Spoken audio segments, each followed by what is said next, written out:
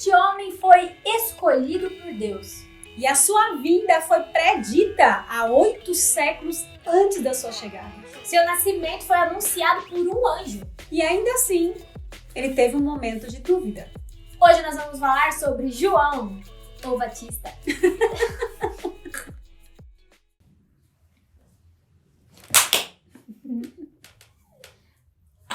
Olá, pessoal! Que isso, gente? Cadê? Ninguém veio comigo. Quem vem? Olá, pessoal, eu sou a Margarete Biasi. Eu sou a Rafa. E eu sou a Vi. E esse é o nosso quadro do café. Esse é o nosso quadro Elas e Eu.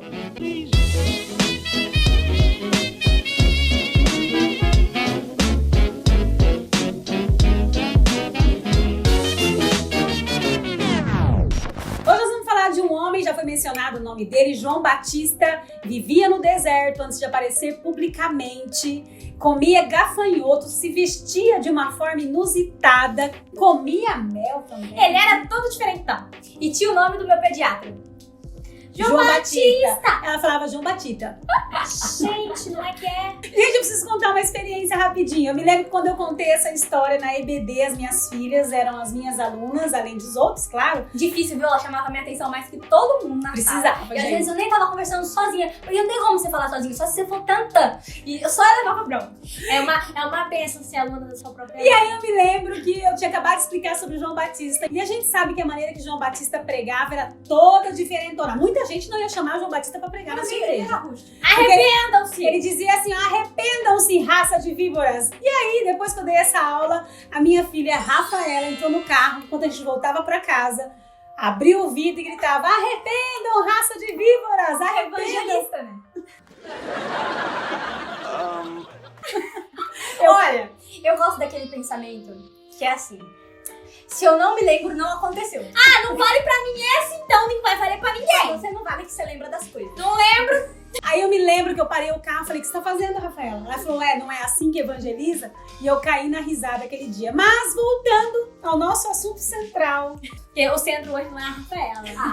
Surpresa! João Batista tinha uma maneira peculiar de pregar. Ele não aliviava pra ninguém, nem pras autoridades. E quem ia sendo batizado, João Batista simplesmente falava assim, o que te traz as minhas águas? Porque a Bíblia diz que ele fazia a pessoa confessar publicamente os seus pecados antes que ele batizasse. Então vamos pensar numa cena aqui. Ele devia falar assim, eu sou um fofoqueiro e eu quero batizar. Então era uma maneira inusitada que João Batista tinha de pregar o evangelho, mas que foi aprovado por Deus. Porque Jesus disse uma frase muito importante, dos nascidos de mulher não tem ninguém como João o Batista. Eu particularmente sou muito fã de João Batista, eu sei que ele pregava de uma maneira toda peculiar, mas eu acho ele sensacional, justamente por isso. Eu tava lendo um livro, na verdade eu não li o livro inteiro não, tá? Eu peguei o livro pra dar uma pesquisada pra gravar esse vídeo aqui. E o título, não deu tempo de ler o livro inteiro. João Batista, o pregador politicamente incorreto. E aí aquele autor falou uma coisa muito interessante, ele fala que João Batista ele era conhecido porque ele pregava uma pregação de arrependimento. E que essa pregação é um péssimo marketing pessoal, principalmente hoje em dia. Hoje em dia, pregadores que são conhecidos por pregar o arrependimento é um pouco difícil. Ele não é convidado, basicamente, para pregar. Não, porque qual é a pregação mais famosa hoje em dia? Você tem valor, o Espírito Santo se move em você. Vocês cantaram sem querer a mesma música. Você tem valor. Por que eu tô fora dessa sintonia aqui? A gente sabe que você tem valor, você tem mesmo, Jesus morreu por causa de você. Mas você é pecador, você precisa se arrepender, você tem que entender isso. Então não fica só no trás dessa explicação soft, não, tá bom? Tem que ser pregador raiz. No livro Os Caçadores de Deus, o autor fala sobre essa mensagem de João Batista e ele diz que o arrependimento é uma estrada, um caminho para a presença de Deus. E ele até fala uma frase muito interessante, ele fala assim, pergunte para João Batista. Quando ele construiu a estrada, Jesus veio andando por ela.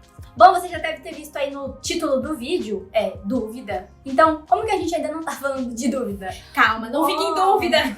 João Batista, depois de ter anunciado Jesus por tanto tempo, teve o seu momento de dúvida. Sim, teve. Lá no livro de Lucas, no capítulo 7, João Batista estava preso e ele pediu para os discípulos dele irem até Jesus para fazerem a seguinte pergunta: você é mesmo o Messias ou a gente tem que continuar procurando?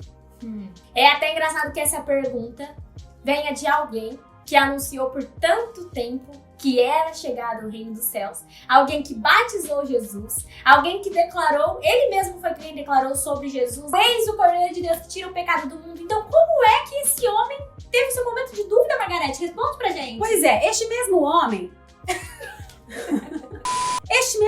disse uma das frases mais conhecidas da história dele, que é: convém que ele cresça e eu diminua.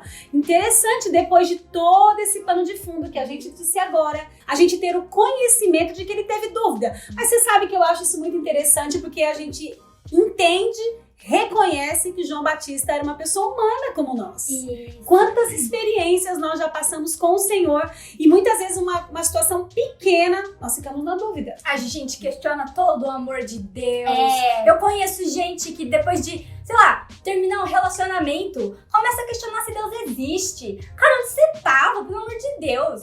Então, tipo, a gente olha pra pessoas como João Batista e quer, tipo, como esse cara pode fazer isso? Ele pode, Porque você faz a isso, gente eu é faço assim, isso, né? todo mundo faz isso. E eu, particularmente, não vejo problema em ter dúvidas. O problema é o que você faz com a dúvida. Exatamente. Augusto Cury disse uma vez nos seus estudos que a dúvida muitas vezes nos faz buscar o conhecimento e o conhecimento nos dá a experiência. E as experiências nos traz a sabedoria. Então a dúvida, se você souber canalizá-la, ela vai trabalhar em seu favor. Vou te contar um testemunho pessoal. Desde muito cedo, eu sempre tive muitas perguntas sobre a Bíblia. Eu era aquela que saía do quarto com a minha Bíblia e falava: Papai, como é que Moisés está aparecendo aqui no monte? Como é que Elias está aparecendo aqui no monte? Isso aqui é reencarnação? O que tá acontecendo? É porque o nosso pai é pastor. Nosso pai é Então a gente pastor. tem essa vantagem de só abrir a porta do quarto e já ter uma consultoria ali mesmo. Já não precisa nem no gabinete. de chegar, eu também era aquela que fazia a pergunta: Se Deus não sabia que Judas ia trair Jesus, por que então que Deus criou Judas para trair Jesus? Deus criou Judas para trair Jesus? eu era essa pessoa. Aí o que eu fiz com todas essas dúvidas? Fui estudar teologia, gente. A minha faculdade é teologia. Eu tenho muitas dúvidas, entendeu?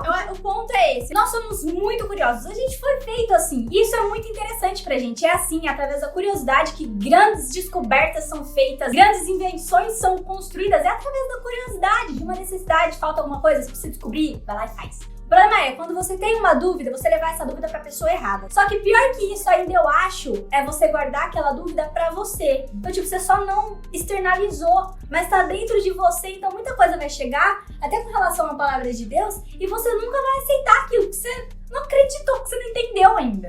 Interessante que Jesus em nenhum momento repreendeu seus discípulos por terem dúvidas muitas vezes. Quando eles viram Jesus conversando com a mulher samaritana, eles ficaram assim, eles ficaram chocados. Jesus não só não trazia a resposta pronta para eles, como já respondia a pergunta com outra pergunta. Jesus queria ensinar os seus discípulos a pegarem a dúvida e transformarem em conhecimento, terem sabedoria, terem discernimento. Jesus fazia com que eles se tornassem pensadores, porque ele não ficaria ali muito tempo. Ele tinha só 3 anos para treinar os seus amigos, os discípulos. Então ele precisava rapidamente fazer com que eles crescessem. E deixa eu te falar uma coisa muito importante. Se você tem dúvida em qualquer área que seja da sua vida, pode ter certeza, Deus não tem medo da sua dúvida.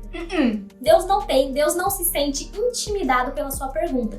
Agora, uma coisa que a Rafa falou é realmente muito importante. Você não pode simplesmente levar a sua dúvida para a pessoa errada e deixar ela ali. Você pode até compartilhar se for necessário, é importante você compartilhar, mas você precisa aprender a levar a sua dúvida, os seus questionamentos para a pessoa certa, para a pessoa que tem todas as respostas. Eu acho que é muito interessante o que elas estão falando, porque quando Gideão teve dúvidas, quando ele teve receios e medos, ele vivia pedindo para Deus confirmar as suas dúvidas, confirmar aquilo que ele tinha incertezas. Deus em nenhum momento se ofende com as suas dúvidas.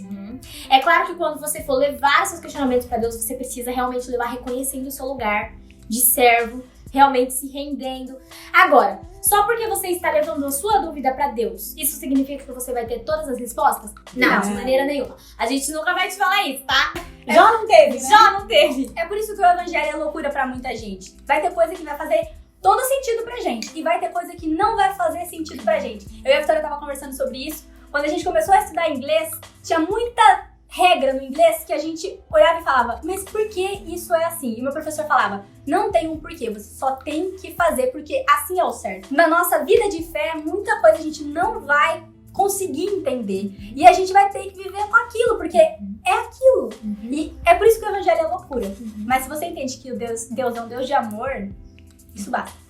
E quantas pessoas você conhece, nós conhecemos, que saíram das suas igrejas porque as suas dúvidas não foram respondidas, ou talvez as suas respostas não foram aquilo que elas queriam ouvir. Pessoas que falam, eu não entendo por que tem guerra no mundo, eu não entendo por que tem fome, eu não entendo por que uma criança nasce doente, esse tipo de dúvida. Então, uma dica muito importante para você hoje, leve as suas dúvidas para Deus também. Ele tem muito prazer em esclarecer as suas dúvidas ou trazer paz ao seu coração, mesmo que ele não te responda. A Bíblia diz que a verdade nos liberta de todo mal. Talvez muitas das suas dúvidas possam ser respondidas enquanto você faz uma leitura bíblica. A Bíblia também fala que todas as coisas vão passar, vai tudo passar, menos a verdade, que é a palavra de Deus. Então, ela prevalece, permanece. Use a sua dúvida para buscar a verdade, para buscar mais intimidade com Deus e não o contrário. Não se afaste porque você tem dúvidas não respondidas. Nosso desejo hoje com esse vídeo é para que a sua dúvida te faça ter conhecimento. O teu conhecimento te faça ter experiências com Deus e as suas experiências vão te tornar uma pessoa bem mais sábia. Então é isso, pessoal. Esse foi o vídeo de hoje. E se você gostou, compartilha, vai! Se inscreve aí no canal e ativa as notificações. Também deixa o seu like aqui, deixa pra gente um comentário de qual parte você mais gostou. Tchau! Você não falou, gente. Tchau! Não vou falar mais. Tchau, gente. Vai lá. Tchau! Um beijo, galera! E um queijo! Acho que eu nem ia falar. 1, 2, 3.